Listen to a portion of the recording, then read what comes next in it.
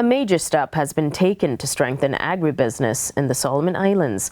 Last week, Honiara hosted the Human and Institutional Capacity Development Workshop aimed at building a sustainable agribusiness incubation system.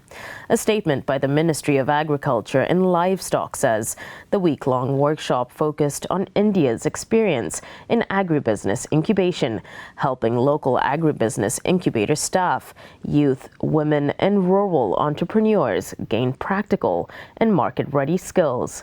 At the closing ceremony on Friday, Supervising Permanent Secretary of Commerce Cornelius Donga said the event marks the start of a new partnership with India.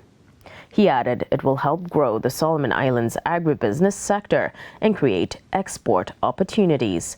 Meanwhile, Director of Ag Hub India, Dr. Venkateshwalu Gudipati, praised the country for starting its agribusiness incubation journey.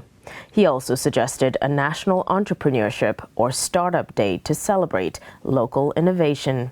The workshop showcased India's successful startups and agricultural practices, helping build a strong foundation for a sustainable agribusiness system.